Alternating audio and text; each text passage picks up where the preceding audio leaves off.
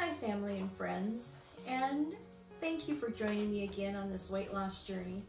I have to tell you, I am not comfortable being in front of the camera. Never have been, never liked my pictures taken. I've always shied away. And this is really hard for me. And on top of this, the weight loss, I'm struggling with that.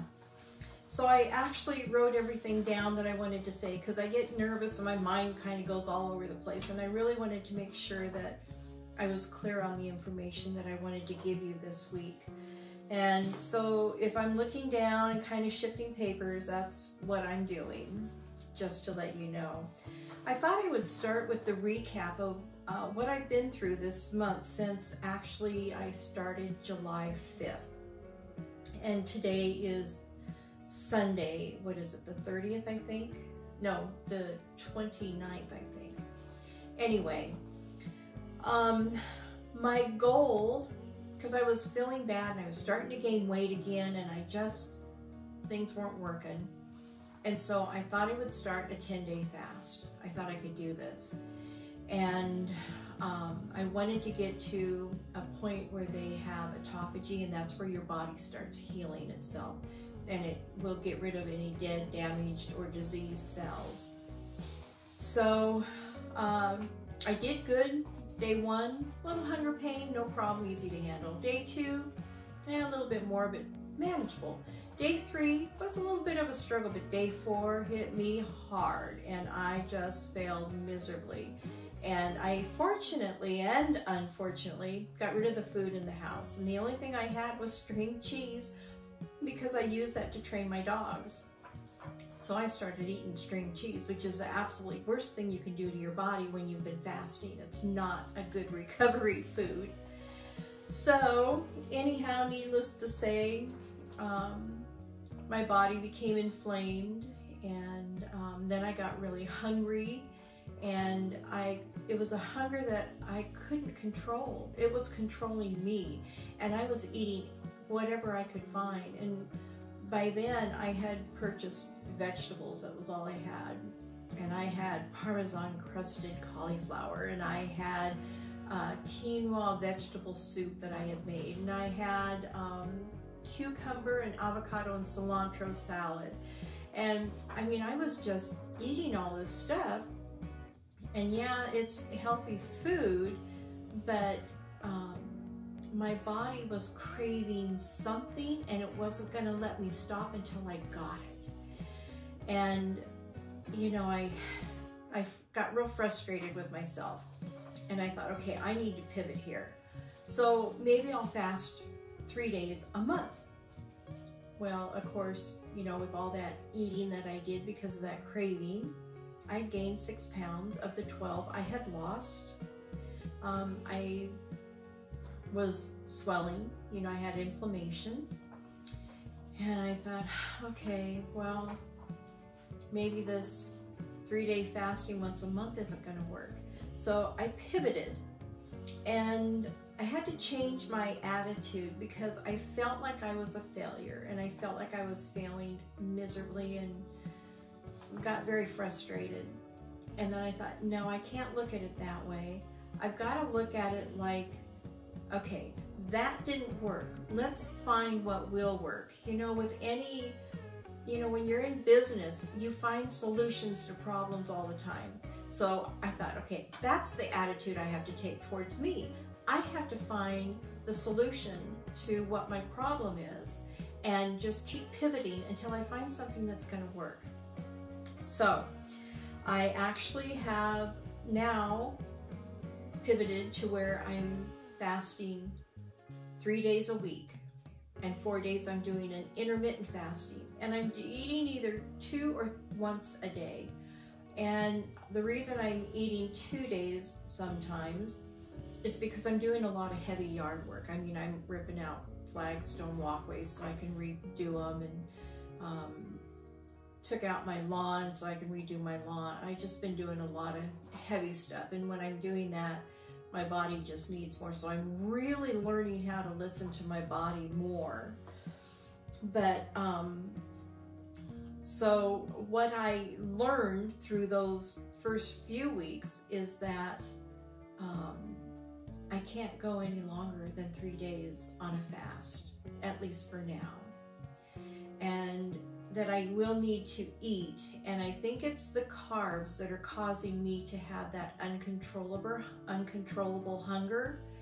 And so what I've done is I'm trying to figure out what is a healthy carbohydrate, which might be, you know, the sweet potatoes. Now I did make an amazing salad with tons of vegetables. I mean, all kinds of peppers and cucumbers and zucchini and yellow squash and broccoli and cauliflower and celery, but I did put some pasta in it.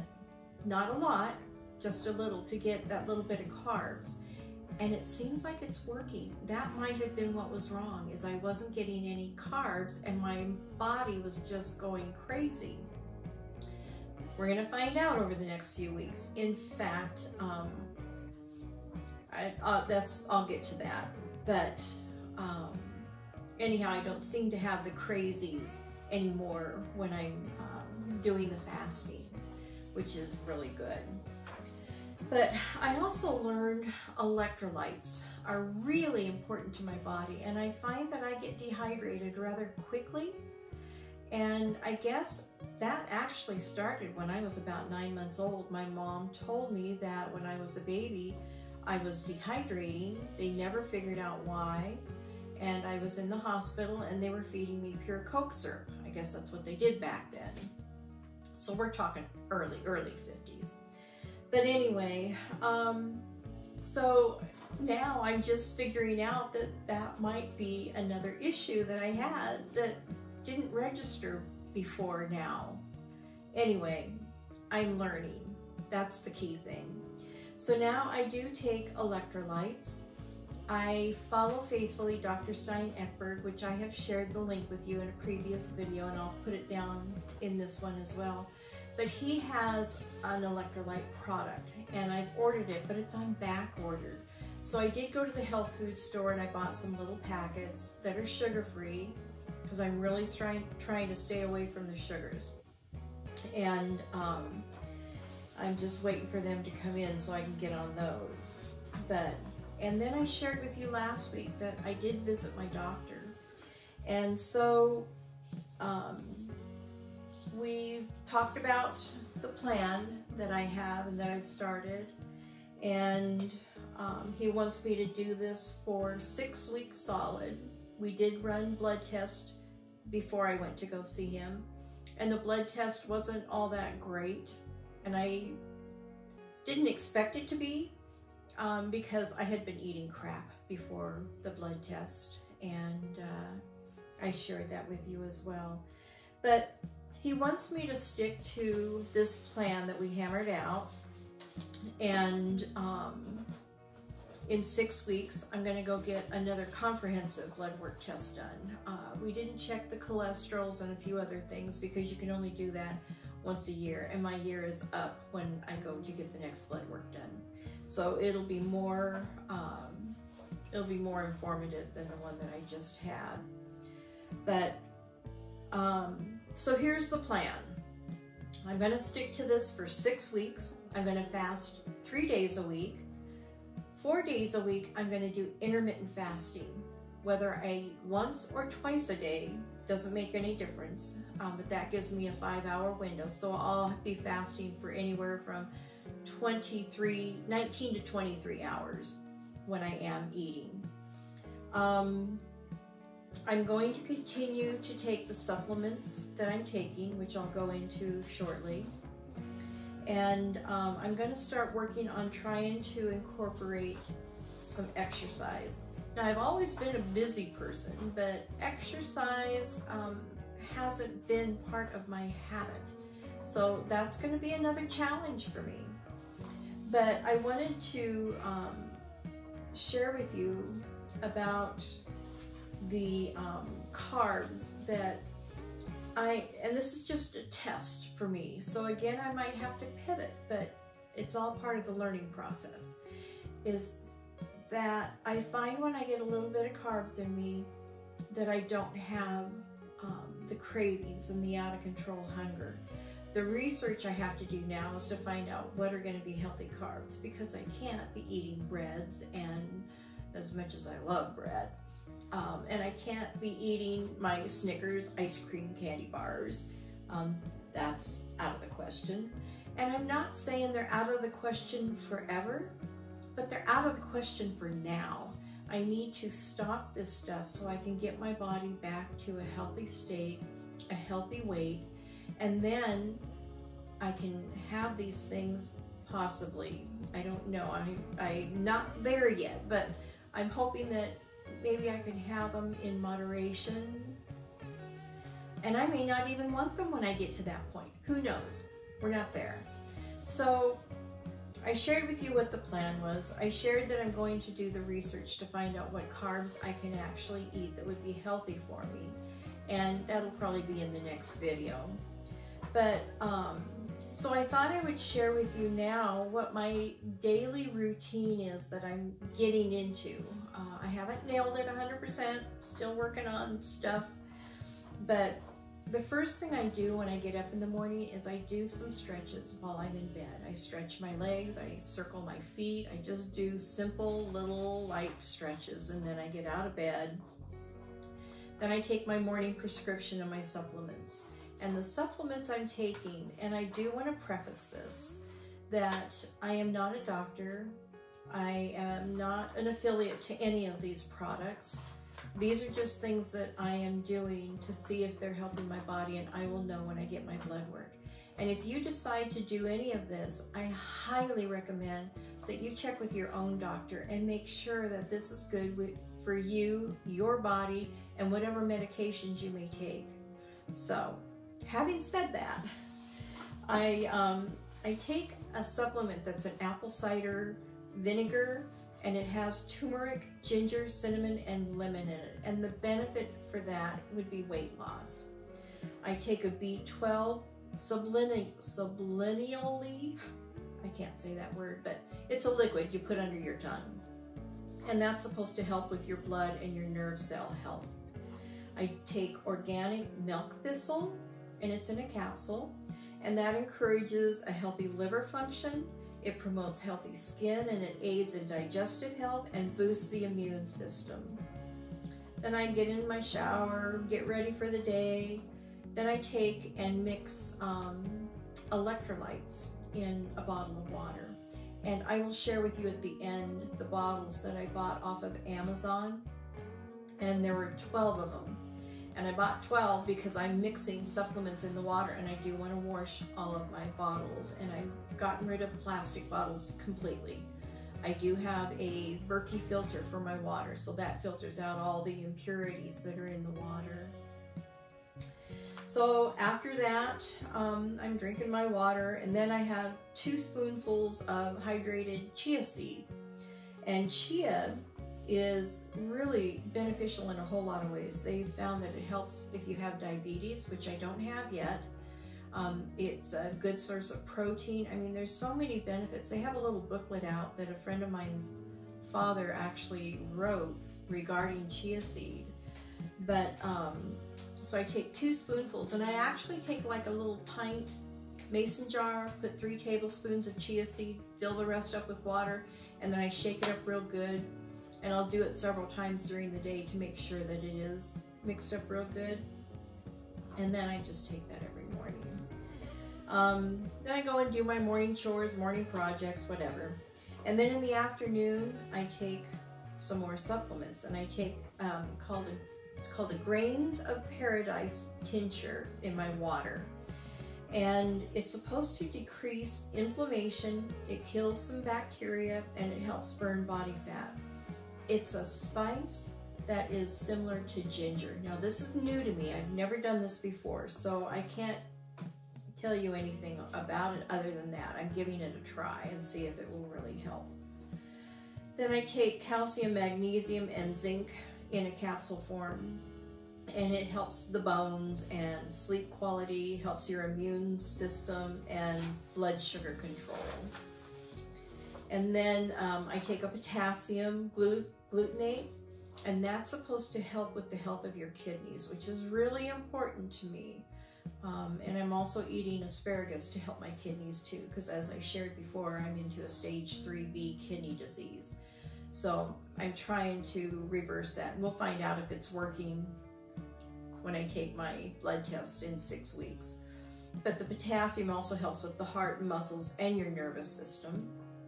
And then there is a product called Gourd-geous that will help with weight loss. Is something new to me as well. I've not taken this before, but it manages hormone levels to promote weight loss.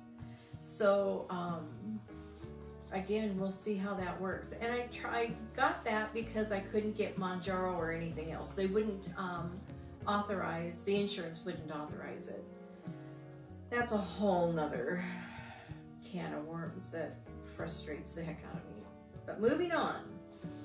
So then I go on, do more chores, more projects, whatever I want to get done that day. So in the evening, I'll eat between 5 and 6 o'clock, and I'll put a tablespoon of the C8 MCT oil in my water. That is supposed to be really good to help with weight loss as well. And then I'll relax for about an hour after I've eaten and play with my dogs, whatever. And then I'm working on incorporating exercise, and that's what I want to do it is in the early evening hours. I have a recumbent bike. I just purchased a home gym weight system, so I'm really excited about that because I do need to build up my strength and my balance and my core, and I think that will really help me do that. Or take the dogs for a walk. You know, when it's not too hot, not too cold, not raining. I mean, it's just whatever. And then late at night, I don't know, maybe around 9 o'clock or so, I'll let me back up. After I've done the exercise, I will drink an 8-ounce glass of George's Aloe water. And that is very hydrating, and I think that's really good for the body after you're recovering from working out. It promotes skin health, hormone balance, and digestion. It's rich in antioxidants and vitamins, and it nourishes the body. And I have been drinking this for years, and I really like it. It's not, I've had aloe water before that's kind of, I don't know, I didn't care for it. Some of it's thick, I just didn't care for it. But this George's is really good, and I love the story behind it and the research that went into it. So I'll have the link for that down below too. And again, I'm not an affiliate to any of these. I get nothing for it, at least as of this day, I'm not. I am trying to work towards becoming an affiliate with Amazon, so that could change in the future here. But anyway, so read the story about the George's Aloe. I think you'll be very interested, and you will find that you would really like it too. In fact, my son-in-law came out from being outside when it was over 100 degrees here, and he had been working out in that blazing sun, and he sat in his chair and he was just, you could see how miserable he was. And Wendy went and got some of that aloe water and gave it to him, and he just immediately felt rehydrated. It's quite beneficial. So just before I go to bed, and so I go to bed between 10 and 11 o'clock, I'll drink an anti-inflammatory drink. And that recipe I've shared before, so I'll link that video as well. But it's just simply 2 cups of hot water you bring to a boil, and then you drink about 8 ounces each day. So that would be 2 servings with 2 cups. But you boil the water, and then you're going to add all these ingredients and let it just steep 5 to 10 minutes. Longer if you know, whatever your palate will allow, or overnight. It gives you more benefit from pulling all of the benefits out of the ginger and turmeric.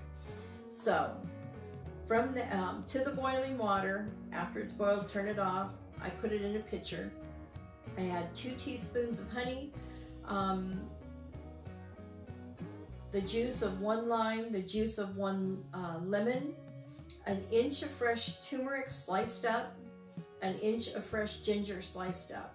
And you want to slice it kind of thin as much as you can, because you want all the benefits to come out of those, the turmeric and the ginger. Anyhow, I actually double the recipe and keep it in a pitcher in my refrigerator, and then I put it into a cup and I'll microwave it. You can drink it hot or cold, doesn't make any difference, but I like it warm right before I go to bed. Anyhow, then when I'm heading to bed, I take my prescription and my supplements, and the supplements I'm taking, right now, I'm taking a fermented ginger with Vinegar, and that's a probiotic for gut health. Now, I sent an email to my doctor because I want to switch, and I want to take a Stonehenge Health Dynamic Biotics. Now, this is going to be brand new to me, but I was looking around at the top 5 probiotics, and I found a review with studies involved, and this one popped up to be #1.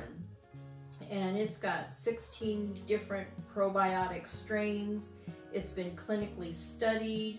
It's got 6 strains of prebiotic neuroflora, and it's endorsed by a practicing doctor from UCLA who practices at Cedars-Sinai Medical Center. So I thought, well, you know, it wouldn't hurt. So that is, and then I go to bed and I'm done. But as always, I just want to mention again, before starting or stopping anything, be sure and check with your doctor. You want to make sure that any of the changes you make aren't going to have an adverse effect on whatever it is that you're doing right now. You want to stay healthy, which is the whole goal. Okay, with this recipe, it actually came from the National Kidney Foundation, because I'm trying to figure out recipes that will help heal my kidneys, or actually make them go backwards. I want to get to a 3A and then a 3 if possible. So I thought I'd see what they have, and it's called a chicken and zucchini quiche. It sounded good to me. My only concern is, you know, with trying to lose weight, I'm wondering how the carbs in the pie crust are going to be, and the cheese over here. So we're going to try it anyway. So I'm going to start by putting the pie crust in the pie pan. The next step is going to be sauteing the ground chicken, the zucchini at sage, and the onion powder. Then in this bowl, I'm going to mix the eggs, the poultry seasoning, and the rice milk. And when that's all done, the cheese will go on top. So let me get the pie crust in here, and then we'll move on to the next step, and I'll show you where we're going. Okay, here we go. First thing, I did put a little bit of the C8 MCT oil in the bottom, but then I noticed I bought ground turkey instead of ground chicken, which really I don't think is going to make a bit of difference. So I'm going to start browning this. I'm going to add my chopped up zucchini. I love this thing. It chops things up so easily. And we're off. Mushed up.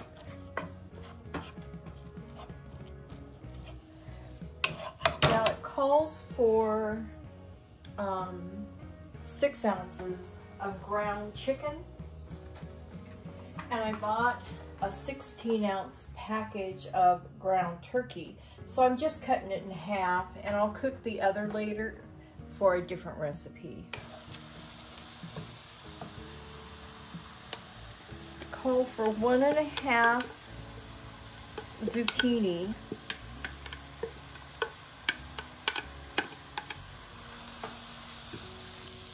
And I'm going to add 2 teaspoons of ground sage. Boy, that seems like a lot. I guess we'll find out. I'm going to add a half a teaspoon of onion powder. I'm trying to stay away from the salts, so I'm going to add onion powder. Okay, so that was quick and easy. I'm just going to turn the fire off. It says to let it cool to room temperature. So the fire is off, and while that cools, I'm going to take you to the next step with the milk and eggs and the poultry season. Okay, I'm going to start by cracking the eggs in a separate bowl so I don't get shells, or if I happen to get a bad egg. I can't wait till we have our own chicken coop.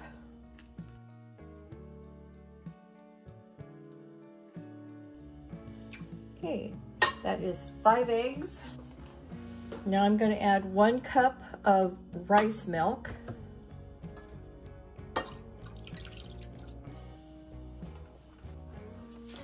And 1 tablespoon of poultry seasoning. So this is going to have a lot of flavor to it, I gather. I hope I have a tablespoon in here. Yep, close enough. Now I'm just going to mix it up real well.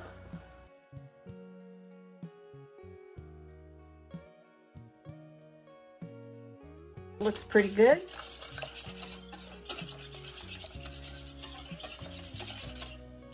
So here's my meat and zucchini mixture, and it hasn't quite come to room temperature. I'm going to let it cool just a little bit longer. So I'll come back and show you what the next step is. Now I've shared how I have these ugly baking cookie sheets, but I cover them with foil when I'm doing something like this, so if it happens to bubble over, I don't have a mess in my oven. I can just clean up the foil and throw it away and wash my crappy cookie sheet and use it again. Yeah. I'm gonna scoop all of my meat and zucchini mixture, put it in the bottom of the pie.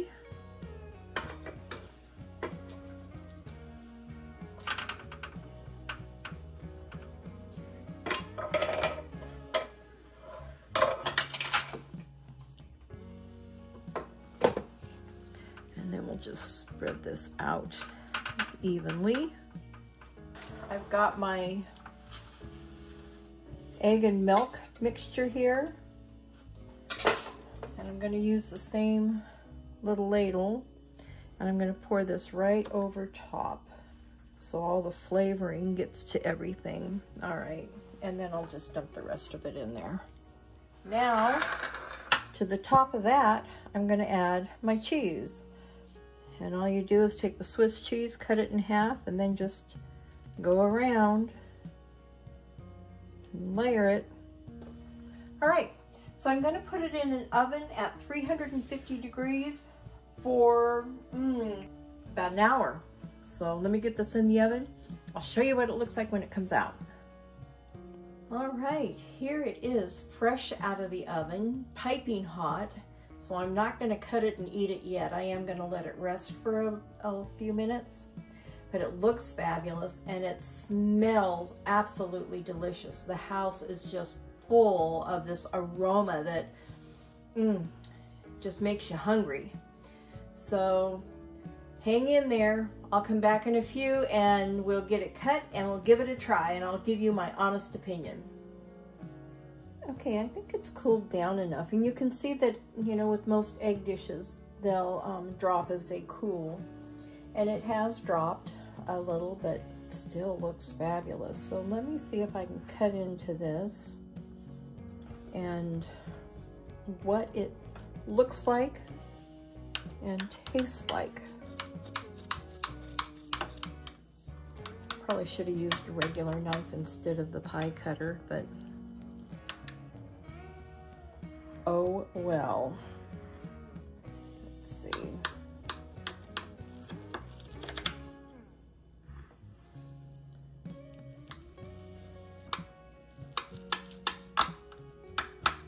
The hardest part seems to be cutting through the cheese. Well, that came out really nice.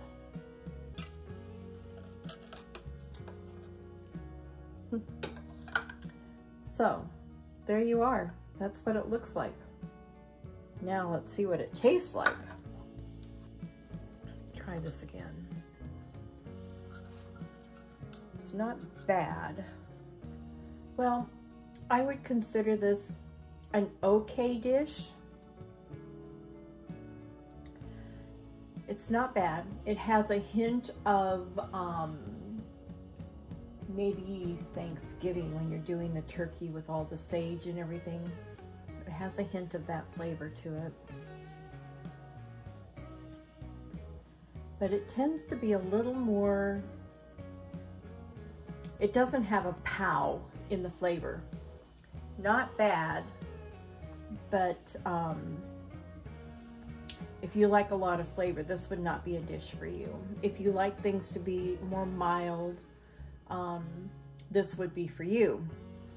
Anyway, well, I hope you give it a try. Maybe even experiment with different spices. And if you do, please post it down in the comments so we can all share in this journey together and learn from one another. But until next time, make it a gorgeous day every day. Bye.